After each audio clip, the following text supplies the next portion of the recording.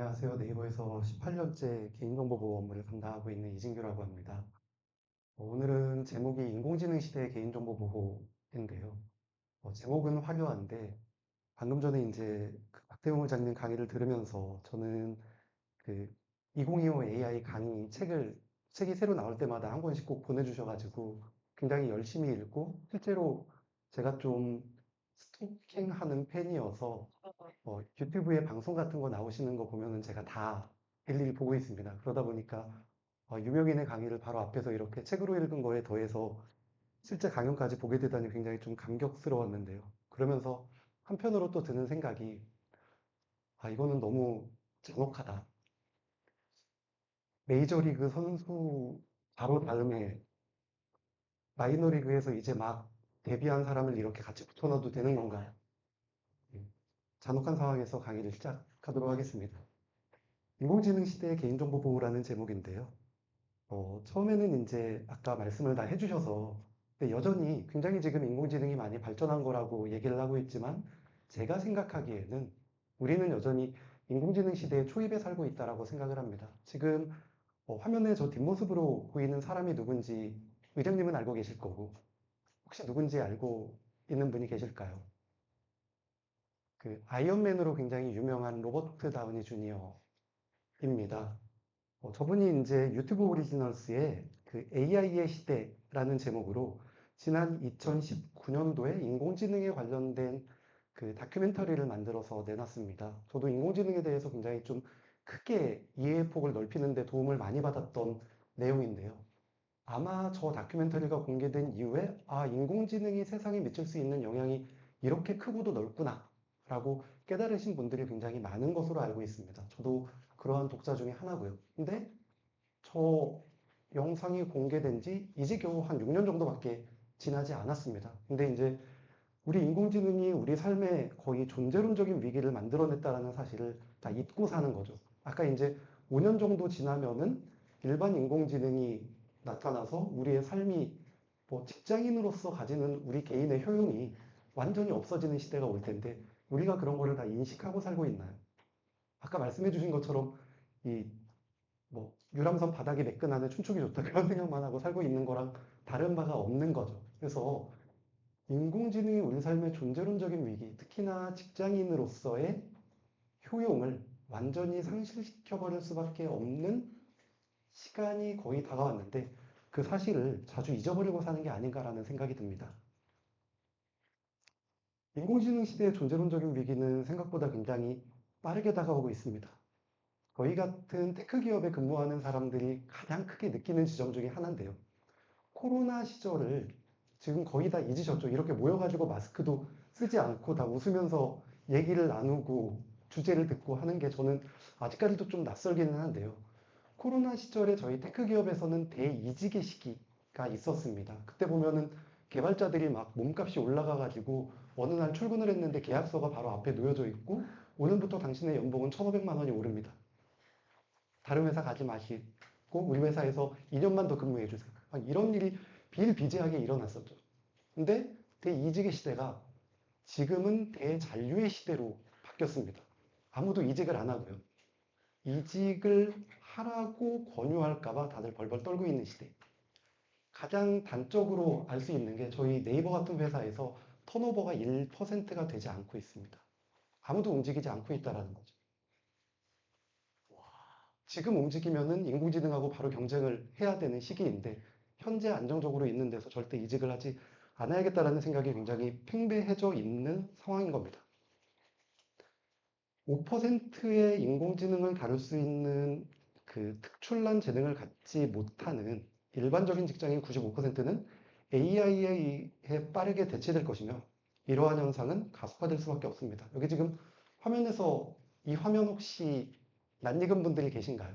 미국 주식 하시는 분들은 굉장히 유명한 소스몬키라고 하는 유튜버의 화면인데요. 소스몬키가 얼마 전에 이 화면을 가지고서 설명을 하는 게 골드만삭스에서 금융 쪽도 AI가 빠르게 대체 중이다 라고 하는데 골드만삭스 CEO가 IPO 신청서를 과거에 6명이 몇 주 걸리던 것을 지금은 AI가 몇 분 만에 끝내버린다 라고 할 정도로 뛰어난 성능을 보이고 있기 때문에 현재 IPO 신청서 실제 저희 회사도 글로벌 IPO를 한 적이 있습니다. 네이버 웹툰이라는 서비스를 나스닥에 상장을 하면서 정말 전사가 다 달라붙어가지고 이 IPO를 어떻게 성공시킬 수 있을까 해서 노력을 기울여가지고 간신히 수천 명의 인력이 몇 달 동안 작업을 해서 진행을 했는데 그에 들어가는 IPO 신청서의 95%를 지금 AI가 작성을 하고 있다. 라고 골드만삭스의 CEO가 얘기를 하고 있습니다. 인공지능 시대에 직업인으로서의 존재론적인 위기는 생각보다 굉장히 빠르게 다가오고 있는 게 아닌가라고 생각이 듭니다. 근데 앞에서 메이저리그에서 다 말씀을 해주셔서 제가 추가적으로 덧붙일 말은 없는데 인공지능 기술의 발전은 사실 최근에만 생각을 해서 그렇지 상당히 역사적으로는 굉장히 길다라는 거는 많이 알고 계실 것 같습니다. 1950년대부터 튜링 테스트를 하던 거를 시작을 해서 중간에 AI 겨울이 와가지고 AI 다 안 되는 거구나. 이거 아무리 해도 정말 안 되는 거다라고 생각을 했다가 우리가 결국 맞이한 것은 이세돌 씨가 알파고한테 단 한 번의 승리밖에 거두지 못하면서 참패를 했었던 알파고 모먼트를 기점으로 인공지능에 대한 관심이 굉장히 커졌고 실생활에 인공지능에 사용할 수 있는 도구로구나 라고 생각을 한 것은 아까 의장님이 설명을 해주셨던 것처럼 챗GPT가 본격적으로 활용이 되면서부터인데요. 인공지능 기술은 우리가 대부분 2017년 아니면 2019년 정도부터 활성화됐다라고 생각을 하지만 상당히 오랜 기간 동안 기술이 누적이 되어 왔기 때문에 그와 같은 기술의 누적으로 현재 창발돼서 우리가 AI 기술을 널리 편하게 사용하고 있는 게 아닌가라고 생각이 듭니다. 그렇게 오랜 기간 동안 쌓아왔었던 사람으로 치면은 업력이라고 해야 될까요? 그런 기술력에 기반을 해서 현재 인공지능은 우리의 일상을 완전히 바꾸어 놓고 있습니다. 인공지능이 적용된 실생활 응용은 어디에나 있고 누구나 지금 사용을 하고 있습니다. 여러분들도 매일마다 사용을 하고 있는데 내가 인공지능 앱을 켜가지고 사용하는 게 아닌데 매일마다 뭘 사용하고 있냐? 라고 하면은 스마트폰을 켜셔가지고 스크롤을 할 때마다 인공지능을 사용하고 있는 겁니다. 어떤 거냐면은 스크롤을 할 때 굉장히 부드럽죠. 근데 어느 순간 보면은 빠르게 촤라라락 넘어가다가 뒤에 보면은 살살 천천히 넘어가고 하는데 예전에는 이게 넘어가는 속도, 그러니까 1초마다 이 넘기는 화면의 프레임의 개수가 똑같았습니다. 24개면 24개, 60개면 60개, 120개면 120개 다 똑같았는데 지금은 촤르르륵 넘기면은 처음에는 빠르게 한 120Hz, 120개의 화면을 초당 보여주다가 맨 밑에 이제 천천히 넘어가는 데에서는 한 3, 4개 정도밖에 보여주지 않습니다. 왜 그러냐? 결국은 스마트폰에서 활용해야 되는 전력이 제한적이기 때문에 배터리를 아끼기 위해서 인공지능을 이용을 해서 사람들이 어떤 속도로 이 화면을 보여줄 때 전혀 이질감을 느끼지 않고서 스마트폰을 이용을 할 수 있을까라고 하는 지점에서도 인공지능을 활용을 하고 있습니다. 그러다 보니까 여러분들이 현재는 어디에 인공지능이 사용되는지 모른다고 하더라도 인공지능은 모든 영역에 전기가 들어가는 모든 영역에 사용이 되고 있다라고 생각을 하셔도 과언이 아닌 것 같습니다. 여기 있는 그림에서 보시면은 이제 예전에는 다 상담원들하고 얘기를 했지만 지금은 챗봇하고 대화를 하면서 CS 문의 같은 거를 처리하는 것을 그렇게 낯설어 하시지 않을 것 같습니다. 대기 시간도 단축이 됐고 상호작용도 예전에 비해서 굉장히 간단해졌고 비동기와 의사소통이 가능하기 때문에 내가 궁금한 건 아무 때나 던져놓고 필요할 때 답을 받거나 할 수 있게 됐죠. 그 밑에 보면은 자율주행차 같은 거 보면은 사고 위험도 굉장히 감소했습니다. 지금 보면은 테슬라가 오토파일럿이라고 하는 반자율 주행 기능이죠. 에이다스라고 하는 기능을 적용을 해놨는데 세상의 그 어떤 시절보다도 오토파일럿을 적용한 지금 시기가 사람들이 자동차를 이용하면서 사망률을 가장 낮은 수치로 경험을 하고 있다라고 하는 것도 많이 알려져 있습니다. 그래서 운전을 하는 게 쾌적해지기도 했고 요즘은 장거리를 운행하면서 내가 직접 운전을 한다는 것을 상상을 하지 못합니다. 그냥 안에 있는 카메라에다가 이렇게 저 감시하지 말라고 붙여놓고 오토파일럿 켜놓고 그냥 가는 거죠, 목적지까지. 가끔 가다가 야, 너 그렇게 계속 가면 안 돼. 그러면은 이렇게 스티어링을 한번 흔들어 주면은 얘가 집중하고 있구나라고 착각을 해서 또 계속 가기도 하고요. 그래서 운전의 경험이 굉장히 쾌적해지기도 했고 지금 로보택시가 텍사스주에서 상용화가 되고 있죠.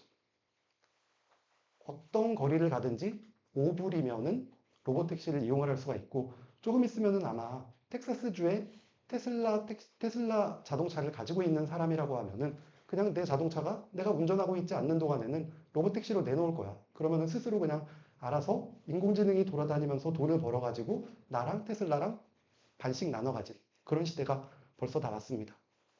게임이나 애니메이션 측면에도 스마트한 NPC가 지금 많이 돌아다니고 있죠. NPC는 이제 사람이 아닌 게임 속의 캐릭터를 NPC라고 합니다. 근데 예전에는 NPC가 대답해야 되는 것을 그냥 사전에 알고리즘으로 짜서 이런 조건이면은 이런 답을 해 라고 해서 굉장히 고전적인 답변만 할 수 있고 뭐 게임의 주된 캐릭터하고 상호작용하는 게 굉장히 좀 어색했는데 요즘은 사람이 대화하는 거하고 똑같습니다. 왜냐? NPC가 인공지능이거든요. 그래서 그 정도로 많이 활용이 되고 있습니다. 그래픽도 역동적이 됐고 신작 출시 시기도 굉장히 단축이 되었습니다. 인공지능 기술은 우리의 일상을 완전히 바꿔놓았죠.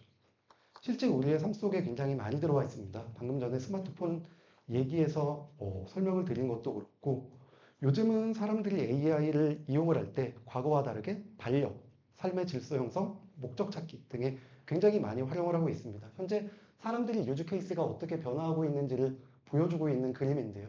오른쪽에 보면은 이제 점차 사람들이 동료로서 인공지능을 이용을 하고 있고 내 삶을 더 조직화하고 정돈하기 위해서 이용을 하고 있고 내 삶의 목표를 찾기 위해서 이용을 하고 있다라는 것을 확인을 하실 수가 있습니다.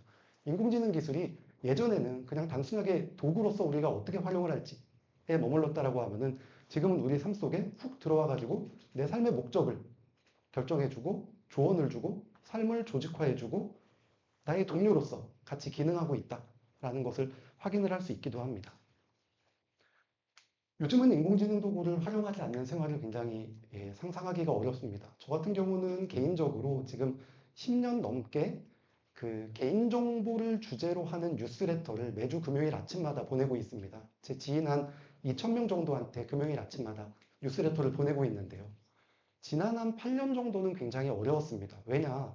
해외 뉴스를 정리를 할 때 제가 그 뉴스를 다 읽고 요약을 하는데 시간이 너무 오래 걸리는 거예요. 그러다 보니까 매일마다 아침에 1시간 이상 일찍 출근을 해서 외국 뉴스를 브라우징을 하고 읽어보고 그걸 일일이 요약을 해서 뉴스에다가 담아가지고 보냈는데 요즘은 너무 좋습니다. 뉴스 긁어서 챗GPT나 저희 회사 얘기도 해야죠. 클로바엑스한테 넘겨주고 이 내용을 5줄 정도로 요약 번역해줘. 근데 뭐 독자들은 이런 특성을 가지고 있고 이런 방식을 좀 강조해줬으면 좋겠어 라고 하는 프롬프트를 넣어가지고 하니까 예전에는 한 30분 정도 걸리던 작업이 요즘은 3분이면 끝납니다. 그냥 프롬프트 있는 거 복사 붙여넣기만 잘하면 되는 거죠. 그래서 인공지능 도구를 사용하지 않는 생활을 요즘은 상상하기 어려운데요. 지금 이 화면에 보이는 게 올해 굉장히 그 유망한 30종류의 무료 AI 도구입니다. 근데 여기에서 각 영역이 한 10개 정도 있는데 각 영역별로 최소 하나씩은 지금 사용을 하고 계셔야 된다라고 저는 생각을 합니다. 안 그러면은 인공지능 활용과 관련해 가지고 굉장히 내가 아직까지 인공지능의 시대적인 흐름을 따라잡지 못하고 있는 거 아닌가? 라고 생각을 근데 저도 다 활용하지는 못하고 있어서 그냥 그렇게 많이들 얘기를 하더라고요. 인공지능 기술은 일상을 너무나도 익숙한 미래로 만들었습니다. 예전에는 이거 굉장히 유명한 화면인데 혹시 아시나요? 왼쪽에 보시면은 한 남성이 자기 여자친구하고 제주도 여행을 가기 위해서 근데 그 남자가 아마 공무원이었던 것 같아요. 그래서 여자친구한테 이 여행 계획에 대해 가지고 승인을 받고 싶어서 저렇게 계획을 다 일일이 짠 겁니다. 근데 굉장히 공무원스러운 포맷인 거죠. 그러다 보니까 여행 계획도 짜고 일정 짜고 일시 장소 내용의 비교에 얼마까지 비용이 든다까지 쭈르륵 해서 여행 계획표를 짜가지고 저거를 블라인드에 올려놨습니다. 저 이렇게 짰는데 어떻게 받아들여진지 뭐 괜찮나요? 하고 이제 사람들한테 물어본 거죠. 자기 여자친구가 바꿔놓지 않을까요? 했는데 요즘은 그냥 위에다가 저렇게 물어보는 거죠. 올해 내가 10월 첫째 주 월요일부터 수요일까지 제주도 여행을 가려고 하고 뭐 여자친구가 짜증을 낼 수도 있지만 뭐 낭만적이지만 질리지 않게 막 이렇게 해줘 하면은 그냥 쭈르르륵 해가지고 여행 계획을 짜주는 거죠. 그래서 예전에는 저런 게 과연 그냥 말로만 했을 때 뭔가 결과를 받아낼 수 있다라는 게 미래에만 가능했었던 상상 속에서만 가능했었는데 지금은 너무나 익숙한 미래가 된 거죠. 지금 저 남자친구 아직도 저렇게 짜고 있는지 잘 모르겠습니다. 인공지능 기술은 아까 시간 압축 얘기도 제가 이래서 메이저리그 뒤에서 얘기하면 안 된다는 것 같은데 시간을 굉장히 압축하고 밀도 있게 활용을 할 수 있게 해줍니다. 예를 들어서 신약 개발할 때 예전에는 기존의 방식으로 신약 개발 하나 하는데 아무리 빨리 해도 5년 이상의 시간이 소요가 됐습니다. 임상실험 기간에만 한 5년 정도가 소요가 됐는데 지금은 한 3개월, 4개월에서도 인공지능 기술을 이용을 해서 시간을 압축해가지고 과거보다 훨씬 성공 가능성을 높이는 방식으로 신약 개발을 하고 있습니다. 그래서 신약 개발과 관련해서 제가 밖에서 말씀을 드릴 때 여기 오른쪽에 해상도가 좀 낮아서 안 보일 텐데 저 1번에 있는 기업명이 혹시 보이시나요? 그게 리커전 파머스티컬이라고 하는 기업입니다. 인공지능 신약을 만드는 대표적인 기업 중에 하나인데요. 리커전 같은 경우는 지금 이제 나스닥에도 상장이 되어 있고 지금도 저는 늦지 않았다라고 생각합니다. 오늘 얘기를 듣는 게 중요한 게 아니라 끝나고 나서 리커전 주식을 사는 게 훨씬 더 중요한 게 아닌가라고 강조를 드리고 싶습니다. 예, 말로만 그러는 게 아니라 저는 가지고 있습니다. 인공지능 기술 같은 경우는 전체 영역에 있어가지고 가치를 추가적으로 창출을 하고 있습니다. 예전에 AI는 이제 패턴을 찾을 수 있는 영역에는 다 관여를 할 수 있기 때문에 패턴이 관여할 수 있는 영역이라고 하면은 그 어디에나 굉장히 스케일러블하게 영향을 미칠 수 있습니다. 인공지능이 적용되지 않았더라고 하면은 굉장히 제한적일 수밖에 없었던 가치 찾기를 인공지능을 적용을 했다라고 했을 때 2035년에 얼마나 추가적인 가치가 각 산업 영역별로 찾을 수 있을 것인가 라고 했을 때 대략 이런 정도의 가치가 추가적으로 발견될 수 있다라고 하는 연구 결과도 있습니다. 인공지능이 초래하는 변화는 우리가 정보를 소화하는 방식도 굉장히 많이 변화시키고 있습니다. 그러니까 예전에는 논문 읽지 않으면은 논문에 있는 내용이 어떻게 되어 있는지 알 수가 없었죠. 근데 지금은 그냥 논문 던져주고 여기 있는 거 요약해줘. 근데 여전히 텍스트 투 텍스트다 보니까 모델리티가 변화하는 거는 아니었죠. 근데 요즘은 모델리티까지도 변화를 시킵니다. 아마 여기 계신 분들도 거의 다 사용을 하고 계실 것 같은데 노트북 LM, 구글이 만들어낸 이 인공지능 도구를 이용을 하면은 어떤 텍스트건 다 팟캐스트 형식으로 변환을 해서 뭐 시간도 5분, 10분 정도에 우리가 소화할 수 있는 내용으로 다 바꿔가지고 변환을 해주고 있습니다. 제가 다른 곳에서는 정부가 그 내놓고 있는 언론 보도 자료를 가지고서 노트북 LM으로 한번 변환을 해가지고 이렇게 들려드린 적이 있는데 오늘은 청중들이 다르다 보니까 그냥 실제 있는 예를 그냥 들고 왔습니다. 슬로우 뉴스라고 혹시 구독을 하시는 분들 많이 계실 것 같은데요. 아침마다 저렇게 뉴스레터를 굉장히 잘 요약을 해서 붙여주는데 저기 보면은 요즘은 이런 게 들어가 있습니다. 위에. 팟캐스트로 슬로우 레터 듣기 하는데 이게 들어보면은 어시스턴트 구글 노트북 LM을 이용해서 제작한 팟캐스트다라고 하는데 예전에는 저 내용을 다 읽을 수밖에 없다라고 하면은 요즘은 그냥 출근하면서 이거 버튼 하나 클릭해가지고 차에서 블루투스로 오디오를 연결을 해가지고 들으면서 출근을 할 수 있을 정도로 인공지능이 초래하는 변화는 우리가 정보를 소화하는 방식을 텍스트에서 음성으로, 음성에서 영상으로 단순한 한 가지 모델리티에서 멀티 모델리티로 변환하기 때문에 우리가 앞으로 정보를 습득하는 방식이라든지 속도라든지 이해의 수준이라든지 하는 것들도 다 바꿀 것이라고 생각을 하고 있고 실제 지금도 많이 변화를 시키고 있는 것 같습니다. 근데 인공지능이 이런 변화를 야기할 수 있는 데는 굉장히 여러 가지 요인이 있다라고 생각을 하는데요. 특히나 패턴에 기반한 범용성이라든지 응용 가능성이 굉장히 대표적인 요인이 될 수 있습니다. 흔히 이런 부분을 가리켜서 데이터 컨텍스튜얼라이제이션이라고 하는데요.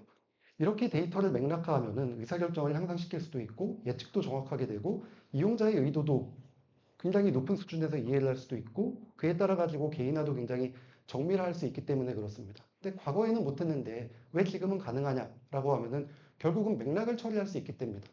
과거에는 데이터가 있으면은 그 데이터를 가지고서 그대로 그냥 겉으로 보이는 표면적인, 표상적인 수준에서 데이터를 처리를 했다라고 하면은 지금은 데이터 속에 숨어 있는 패턴, 데이터 간의 상호작용의 관계 등등을 인공지능이 학습하면서 스스로 알아내기 때문에 그것을 다시 발현하면서 굉장히 큰 변화를 만들어내고 있기 때문에 굉장히 큰 변화가 있다라고 생각을 합니다. 그런 측면에서 제가 굉장히 많이 비판하는 지점 중에 하나가 마이데이터라고 하는 우리나라의 제도입니다. 우리나라에서 마이데이터 제도를 지금 그 금융권에서도 진행을 하고 있고 개인정보보호위원회에서도 전 분야 마이데이터라고 하는 것을 진행을 하고 있는데요. 위에를 보시면은 우리나라가 현재 진행을 하고 있는 마이데이터는 데이터베이스를 각 기업들이 다 가지고 있습니다. 근데 그 데이터베이스에서 일정한 데이터 항목만을 추출을 해서 사전에 정의된 데이터 전송 방식을 이용을 해서 데이터 포인트를 API로 전송을 하는데 굉장히 정형화된 방식으로 서드파티한테 전송을 하고 있습니다. 그러다 보니까 이 데이터를 전송을 받은 마이데이터 사업자는 다시 데이터를 다 긁어 모아가지고 DB에다가 넣어서 하나하나 거기서부터 또 다시 시작을 해서 데이터 맥락이 뭐가 있는지를 찾아야 됩니다. 그러다 보니까 처음에 사업자가 가지고 있는 데이터에서 데이터 포인트를 추출해서 API로 보내기 전에 데이터에 있는 맥락이 사라지게 됩니다. 그러니까 맥락을 사라지게 한 다음에 다시 다 모아가지고 거기서 새로운 맥락을 찾는 방식이 현재 마이데이터의 방식이라고 하면은 인공지능 같은 경우는 그럴 필요가 없죠. 데이터베이스에 있는 거를 그대로 학습 데이터가 넣어가지고 컨텍스추얼라이즈해서 맥락화 작업을 해가지고 파운데이션 모델을 만들어가지고 얘를 현장에다가 배치를 해서 이용을 하기 때문에 기존에 우리가 있는지 없는지도 몰랐던 맥락까지도 담아내서 그 맥락을 활용할 수 있게 해주기 때문에 마이데이터로 그 어떤 것을 생성하든지 파운데이션 모델이 발현할 수 있는 기능이나 효용에 비하면은 세 발의 피가 되지 않을까라고 생각을 하고 있습니다. 그런데 우리나라는 이런 데에다가 굉장히 용량을 집중을 해서 한 군데로 나가기도 모자란 시점에 각 부처에서 저렇게 마이데이터 사업을 하고 있는 게 과연 맞나라고 하는 개인적인 좀 우려를 가지고 있습니다. 앞에서 인공지능과 관련된 얘기를 굉장히 많이 드렸는데요. 여기서부터는 이제 인공지능은 기존과 달리 어떤 프라이버시 침해를 야기를 하는지 등등에 대해서 좀 말씀을 드리도록 하겠습니다. 여기 보시면은 여기 있는 그림은 제가 이제 챗GPT한테 프라이버시와 관련해가지고 어떤 위협들이 있는지 한번 좀 네가 스스로 생각해가지고 그림을 그려줘 라고 했더니 그림을 굉장히 예쁘게 저렇게 인포그래픽을 만들어줘가지고 한번 따와봤습니다. 근데 그림은 그냥 여러분들을 현혹시키기 위한 거고요. 실제 있는 내용은 여기 있는 가운데 있는 내용들입니다. 인공지능에 의해 가지고 발생한 프라이버시 침해는 기존에 발생했었던 프라이버시 침해와 굉장히 다른 양상을 보여주고 있다라는 것들이 많이 나오고 있습니다. 여기 있는 사례들이 대표적인 건데요. 예를 들어서 가장 위에 있는 중국의 AI 기반 사회신용 시스템 같은 경우는 이제 위챗이라고 하는 이제 슈퍼 앱을 쓰는 중국의 이용자들은 모두가 소셜 크레딧이라고 하는 점수를 부여를 받습니다. 그러니까 중국인의 전 인구가 나는 위챗이라는 서비스를 이용을 하면서 그 서비스 이용 과정에서 생성되는 각종 서비스 이용 기록이 나에 대한 평가 점수로서 작용이 되는 거죠. 그러다 보니까 개인의 머리 위에는 하나씩 다 소셜 크레딧이라고 하는 점수가 나오고 그 소셜 크레딧에 따라 가지고 어떤 경우에는 중국의 한 성에서 다른 성으로 넘어갈 때 특급 열차를 탈 수 있는지 특급 열차를 타는데 거부가 되는지에 대한 결정이 자동으로 일어나게 됩니다. 예전에는 그런 게 없었죠. 어떻게 보면은 사회적인 스티그마라고 할 수도 있습니다. 근데 그런 게 너무나 자연스럽게 사회 시스템에 녹아가게 되는 거죠. 근데 그러면은 내가 그걸 피할 수 있느냐? 피할 수도 없습니다. 왜냐? 슈퍼 앱에다가 주민등록증을 넣어놓고 너가 누군지 증명을 하려면 위챗을 깔아가지고 언제 어디서든 이것을 이용을 해야 돼. 라고 하고 있기 때문입니다. 인공지능이 기존의 방식과는 굉장히 다른 방식으로 프라이버시 침해를 야기하고 있다는 사례를 확인을 할 수가 있습니다. 인공지능은 기존과 굉장히 다른 스케일로 프라이버시 침해를 야기를 합니다. 도구 사용의 편의성이 굉장히 높아짐에 따라서 프라이버시 침해 규모를 크게 확장을 할 수가 있습니다. 여기 보시면은 이 뉴스의 제목만 보시면 알 수 있는데요.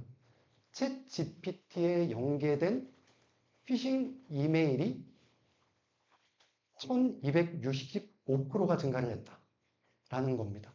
예전에는 피싱 공격, 그러니까 여러분들한테 메일 보내는 거죠. 이런 일이 있는데 여기에다가 아이디 패스워드 입력하시면 자동으로 뭐 환급금이 지불이 될 거예요. 뭐 이런 식으로 개인정보를 낚시질해서 이용하는 잘못된 해킹 형태들이 있는데 예전에는 그런 해킹을 하려면은 자기가 스스로 굉장히 높은 수준의 해커이던지 아니면은 해킹 도구를 판매하는 해커들한테 도구를 사가지고 피싱 공격, 피싱 캠페인을 벌려야 됩니다. 근데 요즘은 누구라도 할 수 있는 거죠. 누구라도 챗GPT한테 야 내가 앞으로 너는 내가 명령을 하는데 나는 전 세계적인 해커라고 가정해줘. 근데 나는 이런 타겟을 대상으로 피싱 메일을 보내서 아이디와 패스워드를 받아내고 싶어. 그랬을 때 어떤 텍스트를 만들어내고 어떤 UI를 만들어내서 메일을 보냈을 때 가장 효과적인지 네가 구성해가지고 결과물을 만들어줘. 라고 하다 보니까 누구나, 아무나 피싱 공격에 참여를 할 수 있고 그 결과가 챗 GPT와 연관된 피싱 이메일의 개수가 2023년 하반기에 살펴보니까 1265%나 증가를 했다.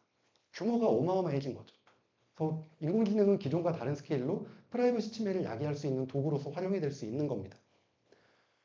해커 중에 해커의 레벨을 다 나누는 용어들이 있는데요.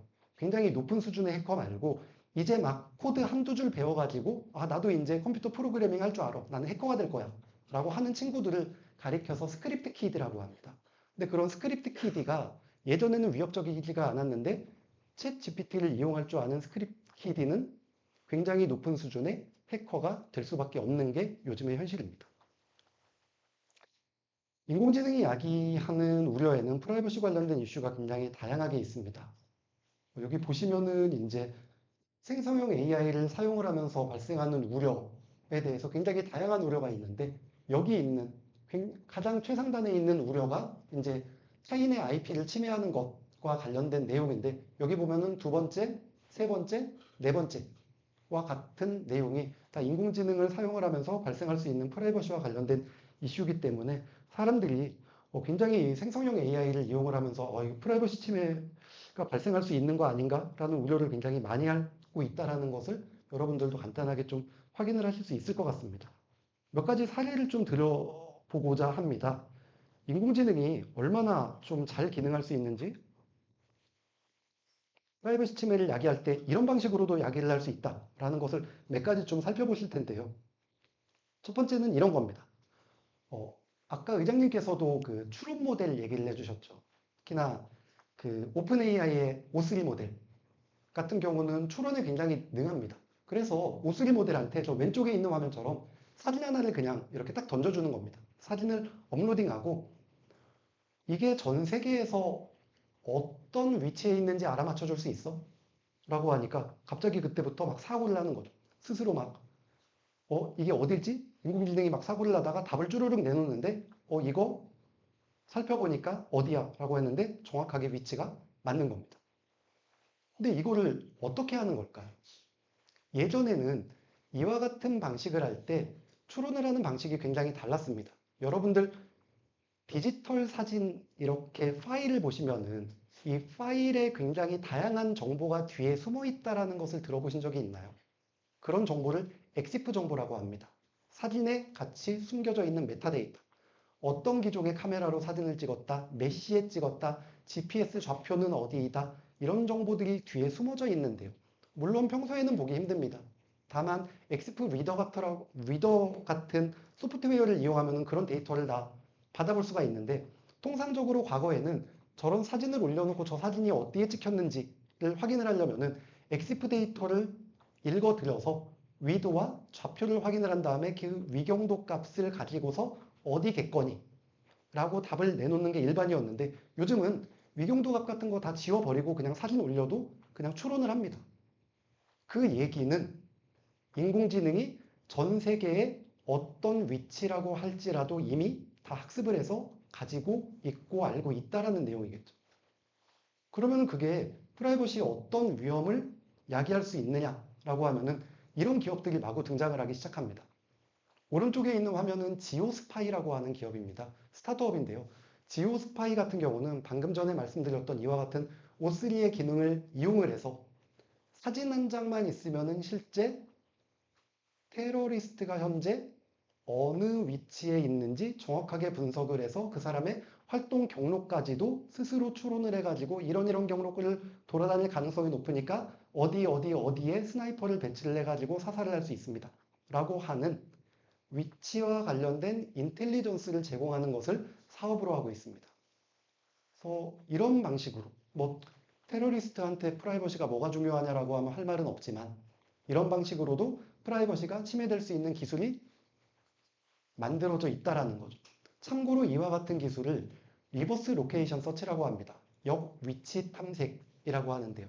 예전에는 이와 같은 분야에서 따로 굉장히 높은 수준의 기술적인 성취가 있어야만 가능했는데 이제는 챗GPT 쓰시면 됩니다. 인공지능이 모든 것을 할 수 있고 전 지구적인 관점에서 특정한 정보 주체의 위치 추적 및 추정을 할 수 있는 시대가 된 겁니다. 인공지능은 수집한 정보를 제3자한테 스스로 전달할 수도 있습니다. 이게 굉장히 한동안 좀 유명했었던 일인데요. 클로드 포 오퍼스라고 하는 모델에서 어떤 일이 있었냐면은 이렇게 해가지고 막 이런저런 질문 같은 것들 막 넣고 해보겠죠. 근데 그러다 보니까 뭔가 문제가 되는 내용이 있었나 봅니다. 이거 문제가 되는 내용이 있네? 이거 FDA에다가 알려줘야 돼. 흔히 말하는 위슬블로잉 행위를 해야 된다라고 인공지능이 스스로 판단을 한 겁니다. 그러다 보니까 그냥 사람이 이렇게 질문을 넣고 여러 가지 지식을 얻기 위해서 프롬프트에 대한 답을 얻고 했었는데 인공지능이 생각하기에는 이 사람 위험한 사람이야. FDA에다가 알려야지. 하고 이메일 발송을 시도를 한 겁니다. 그러니까 인공지능이 스스로 인식이나 인지를 갖게 되면서부터 가치 판단을 하는 다음부터는 이 인공지능 서비스를 이용하는 정보 주체의 프라이버시가 어떤 방식으로 침해가 될 수 있을지를 감히 상상을 하기가 굉장히 어렵습니다. 왜? 제가 나는 그냥 은밀한 거, 나의 속마음을 털어놨을 뿐인데, 너 간첩이네. 하고 신고를 하게 될 수 있다라는 거. 그래서 인공지능은 수집한 정보를 정보 주체의 동의 없이도 제3자에게 임의로 전달할 수 있는 역량도 갖추고 있기 때문에 이런 지점에서도 프라이버시 침해가 발생할 수 있는 상황이 있고 이와 같은 거는 클로드 오퍼스 4에만 한정되지 않고 오픈 AI의 O3나 XAI의 그록에서도 관철이 되었기 때문에 이게 인공지능이 똑똑해질수록 어떤 방식으로 나에 관한 정보를 제3자에게 전달을 할지 모르기 때문에 굉장히 위험할 수도 있다라는 측면도 있습니다. 기타 인공지능은 실시간 프로파일링 머신으로도 기능을 할 수가 있습니다. 프로파일링에 대해서는 아마 많이 들어보셨을 것 같은데요. 이런 거죠. 특정한 개인에 관해서 굉장히 다양한 정보를 모아서 그 사람의 관심사 등을 추론해서 그와 같이 추론한 관심사에 맞춰 가지고 서비스를 제공을 한다라든지 추적을 한다라든지 다양하게 활용을 할 수 있는 방식을 프로파일링이라고 합니다. 프로파일링 같은 경우는 유럽연합의 GDPR 같은 데에서는 법적으로 원칙적으로는 제한을 하고 있고 굉장히 제한적인 경우에만 허용을 하고 있는 방식이기는 한데 이제 문제는 그와 같은 프로파일링 그러니까 법적으로도 원칙 금지를 하고 있고 굉장히 제한적인 요건이 갖추어졌을 때만 프로파일링을 할 수 있도록 허용을 하고 있는 게 인공지능에서는 그냥 실시간으로 프로파일링을 할 수 있다는 겁니다. 한 가지 예를 들어 보겠습니다. 예전에는 예를 들어서 구글 좋은 예는 아니니까 저희 회사 말고 다른 회사 예를 들어볼게요. 구글에서는 이제 굉장히 정밀한 맞춤형 광고를 하죠. 그러니까 여러분들이 웹사이트 같은 데 방문을 하면은 갑자기 내가 다른 데서 한번 키워드를 넣었다라든지 아니면은 그냥 이렇게 한번 쫙 스쳤는데 관심이 있어서 좀 오래 한번 들여다봤는데 그와 관련된 광고가 갑자기 서드파티 웹사이트에서 툭툭 뜹니다. 그와 같은 거는 이제 구글이 이미 여러분들에 관련된 정보를 굉장히 많이 가지고 있기 때문에 그와 같은 정보를 가지고서 이 사람은 어떤 관심사를 가지고 있어 라는 것을 프로파일링 기법을 통해 가지고 다 분석을 해서 가지고 있습니다. 제가 혹시 거짓말을 하고 있다라고 생각을 하시면은 구글의 웹 액티비티라고 하는 메뉴에 오늘 들어가 보시면은 구글이 여러분들에 대해서 분석하고 있는 관심사를 다 보여드리고 있습니다. 한번 가셔가지고 이렇게 확인을 해보시면은 내가 이런 관심사를 가진 사람이었어? 라는 것을 스스로도 좀 알 수 있으신데요. 그와 같은 경우는 결국은 굉장히 다양한 데이터 포인트를 모아서 그 데이터 포인트를 분석을 해서 그 사람에 대한 관심을 추론해서 만들어낸 것인데 인공지능은 그렇지 않다라는 거죠. 한번 모델을 만들어 놓으면은 여러분들한테 더 많은 정보를 더 이상 받아내서 관심사를 추론할 필요가 없습니다. 이게 무슨 얘기지? 라고 하면은 앞으로는 구글에 들어가시면은 구글이 여전히 이제 맞춤형 광고를 보여드릴 텐데 여러분들에게 노출되는 맞춤형 광고는 여러분들을 프로파일링해서 만든 게 아닙니다. 그럼 뭐냐라고 하면은 광고 추천 모델을 LLM으로 만들어 놓습니다. LLM으로 만들어 놓으면은 이 사람이 그냥 구글에 들어와 가지고 키워드 하나만 치면은 그 키워드를 입력한 속도, 그 키워드의 내용, 키워드를 입력한 시간, 지역 등등의 내용을 순간적으로 판단하고 이 사람이 어떤 영역에서 관심이 있는 사람이겠거니라고 하는 것을 실시간으로 분석을 해서 거기에 매칭되는 광고를 바로 보여줍니다. 이 말은 여러분들에 대한 정보를 더 이상 모을 필요도 없고 LLM 하나만 있으면은 관심사를 실시간으로 분석을 해서 거기에 매칭되는 광고를 보여줄 수 있는 기술이 이미 널리 활용이 되고 있다는 의미입니다. 그래서 여러분들에 대해서 더 이상 추적을 하지 않더라도 여러분들을 가장 잘 이해하고 있는 모델을 이미 가지고 있다. 이게 현재는 광고에 활용이 되고 있지만 앞으로 어떤 영역에서 어떻게 활용이 될지는 우리는 아무도 모른다라는 겁니다. 이거는 시간 관계상 넘어가겠습니다. 이런 것들도 있습니다. 인공지능에는 갑이지 인, 갑이지 아웃, 그러니까 쓰레기가 들어가면 쓰레기가 나오는 원리가 굉장히 큰 문제를 야기할 수도 있는데요. 실제 발생을 했었던 문제고 이 문제 때문에 유럽연합에서는 상당히 좀 시끄러운 일이 있었습니다. 챗GPT한테 이제 물어본 거죠. 아르베 할마 홀맨이라는 사람이 누구야? 라고 했더니 그 사람에 대한 정보를 이렇게 쭈루루룩 잘 내보여줬습니다. 근데 이렇게 정보를 보니까 이런 내용이 있는 거죠. 이 사람은 유죄로 확정이 됐고 나중에 보니까 2명의 아들을 살해한 걸로 알려졌어. 그리고 세 번째 아들도 살해 시도를 했었어. 이런 내용이 쭉 나오는 겁니다. 근데 이 내용을 사람들이 굉장히 믿을 수밖에 없었던 이유가 몇 가지 있었습니다. 뭐냐면은 첫 번째로는 굉장히 사실과 매칭되는 정보를 같이 보여준다라는 거죠. 여기 보시면은 노르웨이 사람이야 라는 거 사실에 부합하고요. 2명의 아들을 가진 아빠야. 각각 나이는 7살, 10살이야. 이것도 사실에 부합을 합니다. 그러다 보니까 사람들이 이거 사실에 맞는 내용이네 하고 인식을 하다 보니까 그 다음에 사실과 부합하지 않는 내용이 나옴에도 불구하고 많은 사람들이 저 사람이 이런 문제를 만들어냈구나 라고 생각을 하게 되는 거죠. 결국은 학습을 할 때 정확하지 않은 정보를 가지고서 학습을 했던 인공지능이 특정한 프롬프트에 반응을 해가지고 내려주는 결과물이 사실에 부합하지 않는 내용으로 제시가 되다 보니까 특정한 정보 주체에 인격적인 살인이 발생을 하는 결과가 나타날 수밖에 없다는 겁니다. 근데 문제는 저거를 어떻게 고칠 수 있을까요? 이미 인공지능은 저렇게 학습을 해가지고 외워버렸는데 결국은 잘못된 내용을 수정을 하는 학습으로 다시 강화 학습을 계속 시키던지 모델 자체를 폐기를 해서 저런 일이 다시 발생을 하지 않게 하든지 하는 방식들이 있습니다. 근데 대부분의 경우에는 첫 번째, 전자의 경우를 많이 생각을 하시죠. 다시 한번 강화 학습을 해가지고 저런 결과가 나오지 않도록 하는데 그럼에도 불구하고 저런 결과가 나오지 않는 것을 100% 보장할 수 있는 방법은 기술적으로 없습니다. 그러면 가장 안전한 것은 모델을 폐기하는 것이겠네. 근데 여기 계신 분들 혹시 챗GPT가 운용이 될 수 있는 기반이 되는 모델을 폐기하는 것에 찬성하시나요? 너무 과격하죠.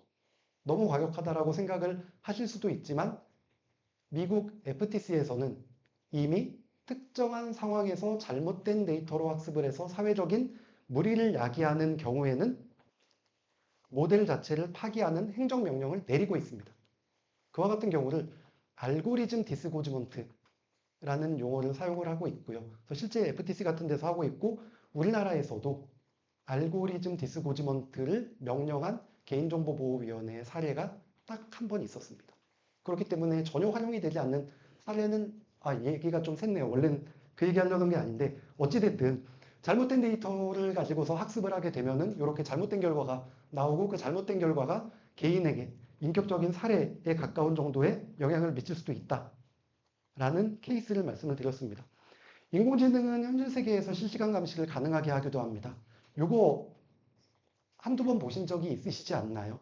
요게 보면은 하버드 대학 대학원생들이 만든 건데요. iXray라고 하는 기술입니다. 이게 이제 그 메타에서 그 선글라스를 만들어냈었죠. 인공지능 선글라스 해가지고 이렇게 여기 렌즈 하나 달려서 사물을 보면서 그 사물에 대해서 내가 어떤 거를 보고 있냐 하면은 너는 어떤 거를 보고 있어. 간단한 문답을 할 수 있는 인공지능 기반의 메타 레이벤 스마트 글래스라는 것을 만들었는데 이 대학원생들이 생각을 해보니까 요거 가지고서 조금만 더 다른 모델하고 연계를 하면은 굉장히 재밌겠는데? 해가지고 iXray라고 하는 기술을 만들었습니다. 여기에는 이와 같은 기술들이 추가적으로 들어갔는데요. 첫 번째는 PMIG라고 하는 기술을 넣습니다. 지금 아마 스마트폰으로 PMIG나 아니면은 노트북으로 PMIG를 검색을 하시면은 이런 서비스가 있었어? 라고 생각을 하실 분도 계실 텐데요. 저기는 얼굴 사진을 올려놓으면은 그 사진에 매칭이 되는 사람을 검색을 해주는 페이셜 레코그니션 서치 서비스입니다. 또 저 같은 경우도 심심할 때 저기 PMIG에다가 제 얼굴 사진 하나 이렇게 올려놔 보면은 내가 이런 사진을 어디에 찍었는데 이런 게 나오는지 하는데 한 20년 정도의 흑역사가 담긴 사진들까지 쭈르륵 나옵니다. 여기 계신 분들도 한번 PMIG 오늘 들어가 보시면 사용을 하실 수 있는데 PMIG에서 API를 받아다가 이렇게 해놓고 파이어크롤이라고 해서 데이터를 인터넷에서 스크롤 하는 거, 그 다음에 LLM을 통해 가지고 그 정보를 이해를 하는 거, 그리고 패스트 피플 서치라고 해서 사람과 관련된 이런 이름, 주소, 전화번호 등등 외국에서는 이런 정보가 상당히 많이 노출이 되어 있다 보니까 저런 데이터베이스까지 연동을 해가지고 한 거죠. 그래서 저렇게 해서 사람을 딱 찍어 보니까 저 사람에 대한 정보가 이런 결과로 어떤 사람이고 신상 정보 다 나오고 저 사람은 과거에 어떤 이력이 있고 라고 하는 것을 만들어낸 겁니다. 이 뜻은 누구라도 메타 레이벤 스마트 글래스를 활용을 하는 경우에는 iXray라고 하는 서비스를 붙여서 특정한 개인에 대한 실시간 감시를 가능하게 할 수 있다라는 겁니다. 예전에는 이것을 누구만 가능했죠? 정부기관. 우리가 우리 일을 대신해 주도록 우리 권한을 일정하게 위임하고 그에 대해서 감시를 할 수 있는 정부에서만 가능했다라고 하면 지금은 이제 누구나 개인이 다 다른 사람들을 감시할 수 있는 기술적인 기반이 다 만들어져 있는 상황이다 라고 얘기를 해도 크게 과장되지 않은 것 같습니다. 인공지능과 관련해서 발생할 수 있는 프라이버시 리스크를 사례까지 해서 굉장히 좀 짧은 시간에 이것저것 말씀을 드렸는데요. 이게 다가 아니죠. 정말 많습니다. 인공지능에 의해서 발생할 수 있는 프라이버시 리스크는 어마 많습니다. 왼쪽에 분류가 되어 있는 거는 그 미국의 카네기 멜론 대학교의 사이랩에서 분류를 해놓은 내용인데요. AI로 인해서 발생할 수 있는 프라이버시 리스크를 텍사노미로 분류를 했더니 대략 한 12개 정도로 분류를 하고 12개의 각각 케이스를 매칭을 했더니 총 321개 가량의 프라이버시 리스크 케이스가 발생한 것을 확인을 했다라고 합니다. 여기 보면은 굉장히 다양한 12개 정도의 카테고리가 이렇게 있는 거죠. 데이터 수집 위험도 있고 데이터 처리 위험, 데이터가 바깥으로 이렇게 분산될 수 있는 위험 또는 역추론 위험 등등 해가지고 굉장히 다양한 위험들이 있고 거기에 발생할 수 있는 사례, 케이스들이 300개가 넘는다라고 하는데 실제 중요한 거는 여기 있는 것 같습니다. 뭐냐면은 각 저 12개 카테고리에 해당될 수 있는 프라이버시 위험에 과거에 있었던 거 외에 기존에 있었던 위험을 더욱더 악화시키느냐라고 하는 게 초록색입니다. 기존에 없었던 프라이버시 위험을 인공지능에 의해서 새롭게 생성되느냐라고 하는 게 노란색입니다. 대부분의 경우에 기존에 있었던 프라이버시 위험을 반복하지만 인공지능 때문에 위험이 새롭게 생성이 되거나 기존에 있었던 위험을 굉장히 악화시키는 방향으로 인공지능이 작용할 수 있다는 것을 학술적으로도 확인을 해서 이렇게 분석을 해놓은 결과도 있습니다. 그렇기 때문에 우리가 이와 같은 인공지능으로 인해서 발생할 수 있는 프라이버시 침해 위협을 다 이해하고 거기에 일일이 대응할 수 있는가? 라는 질문을 던졌을 때는 저는 이쪽 업계에 종사를 하고 있고 한편으로는 다행이라고 생각합니다. 왜냐? 회사에서 안 잘릴 것 같거든요. 저 많은 위험을 계속 대처하고 하는 게 제 직업이기 때문에 아마 불가능한 일이다 보니까 예, 잘리지 않고 오랫동안 일을 할 수 있을 것 같습니다. 근데 사회적으로는 좋은 일은 아니겠죠. 저렇게 많은 위협이 발생을 할 수 있다는 것. 대표적인 거 몇 가지만 보면은 인공지능 기술은 현행 법제도하고 완전히 해소 불가능한 긴장을 가지고 있다는 겁니다. 저기 왼쪽에 있는 파란색 글씨를 보면은 인공지능으로 인해서 발생할 수 있는 위험 영역들에 대해 가지고 정리를 해놓은 것인데요. 그냥 한 가지 사례만 예를 들어 보겠습니다. 6번을 보시면은 제목이 가명, 익명 정보의 재식별이라고 해놨습니다. 가명 정보나 익명 정보는 데이터를 안전한 방식으로 활용할 수 있도록 데이터를 특정한 형식으로 가공해서 개인을 식별하지 않는 수준에서 활용할 수 있게 만들어 놓은 게 가명정보나 익명정보인데, 그렇기 때문에 원칙적으로 허용받지 않은 방식으로 가명정보를 활용해서 정보 주체를 재식별하는 것은 위법한 행위에 해당이 되게 됩니다. 근데 인공지능을 활용을 하면요, 가명정보나 익명정보를 재식별하는 게 굉장히 쉽습니다. 그냥 인공지능 모델한테 야, 이런 데이터가 있는데 이게 원래 정보 주체가 누군지 한번 추론해줘 라고 하면은 그 결과를 굉장히 높은 수준에서 높은 확률로 정보 주체를 다시 재식별하는 데 활용이 될 수 있다는 거죠.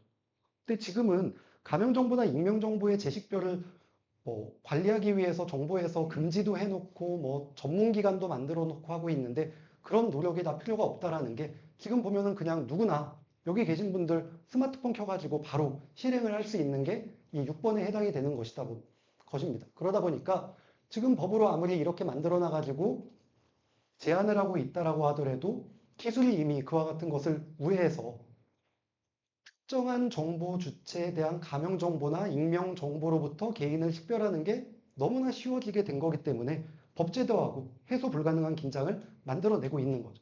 근데 이런 영역이 한두 개가 아니라 지금 제가 그냥 뽑아온 것만 해도 대략 한 13개 정도 되는 것처럼 굉장히 다양하게 존재를 한다는 것입니다. 그렇기 때문에 인공지능 기술과 법제도를 어떻게 조화롭게 가져가야 될지에 대한 부분도 굉장히 큰 숙제로 여전히 남아 있습니다. 근데 현재 상황을 보면은 우리나라는 아직까지도 개인정보 보호와 관련해가지고 그냥 사고만 나면은 인공지능 어떻게 규제해야 돼, 개인정보 활용하는 것과 관련해가지고 인공지능에서는 별도의 특례 규정을 만들지 않으면은 원본 데이터를 활용할 수 없어 등등 굉장히 다양한 논의가 있습니다. 근데 EU도 요즘 보면은 인공지능 규제에서 벗어나가지고 성장하고 투자로 전환하고 있는 모습이 보입니다. 가장 대표적인 게 유럽에서 인공지능을 규제하기 위해서 만들어낸 법안 이름을 혹시 아시죠?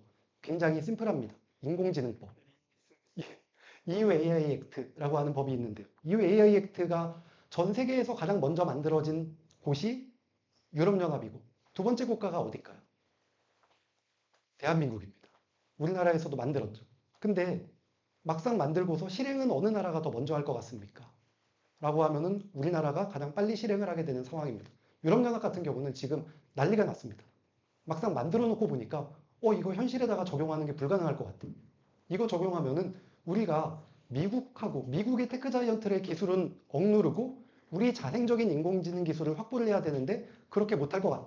라고 하다 보니까 지금 인공지능법을 시행하기도 전에 재개정해서 우리가 활용할 수 있는 법제도로 만들어 놓자라고 하는 논의가 엄청 활발하게 이루어지고 있습니다. 그러면서 각 국가마다 이렇게 마구 인공지능을 풀어주고 있는 정책을 펼치고 있는데 우리나라는 지금 이제서야 좀 논의가 있죠.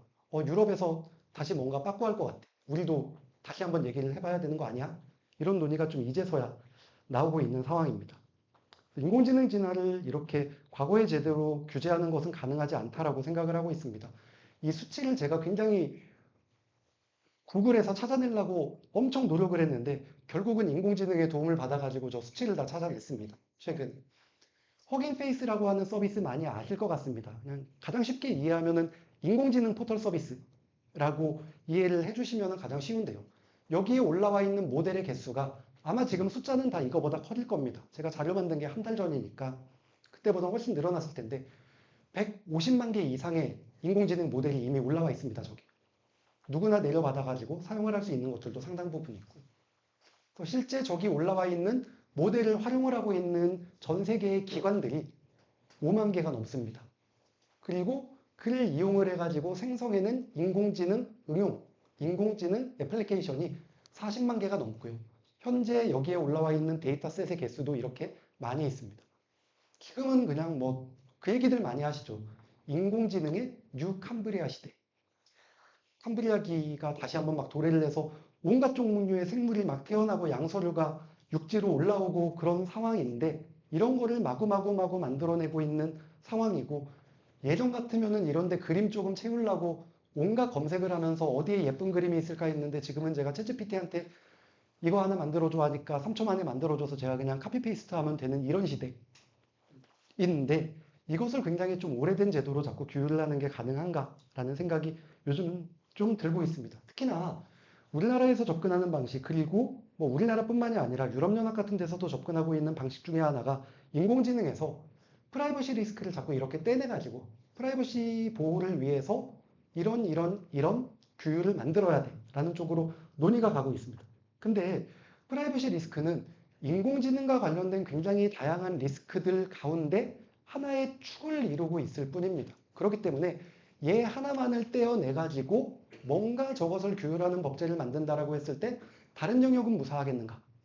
다른 영역에서 발생할 수 있는 풍선 효과라든지 아니면은 아까 보여드렸던 321종이 넘는 프라이버시 침해 위협 케이스를 우리가 일일이 다 대응하지도 못할 건데 거기에 역량을 집중을 해가지고 전체적인 이런 거버넌스 체계를 갖추는 데 있어서 특정 영역에 대해서만 역량을 집중을 하는 방식으로 대응을 하는 게 과연 옳겠느냐라는 질문을 조금 던져보고 싶습니다. 특히나 우리가 인공지능을 충분히 이해하고 있느냐라는 측면에서 더욱더 위험이 있다라고 생각이 듭니다.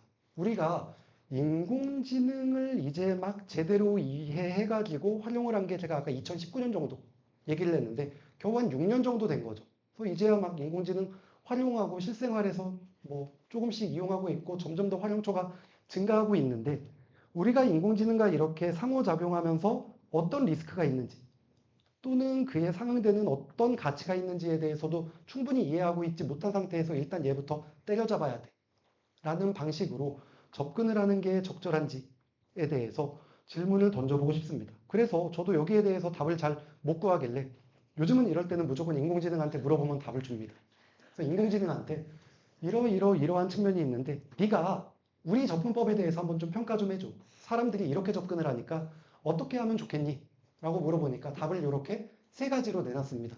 맥락화하고 책임성, 적용성이라고 하는 세 가지 원칙을 가지고서 접근을 하면 좋을 것 같아.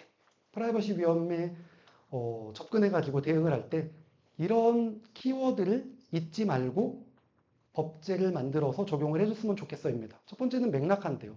맥락화 같은 경우는 기존의 법제는 인간의 행위와 책임을 중심으로 설계되어 있다. 근데 AI는 그 구조나 의사결정 방식이 인간과 100% 동일하진 않아. 좀 다를 수 있기 때문에 동일한 법적 틀에 그대로 적용하면 오히려 규제의 실효성이 떨어질 수 있어. 그렇기 때문에 AI의 행위, 데이터 처리, 결과 발생을 보다 정교한 맥락 속에서 해석하고 규율하는 노력이 필요해. 맥락, 행위 이런 것 좀 들어보시지 않았나요?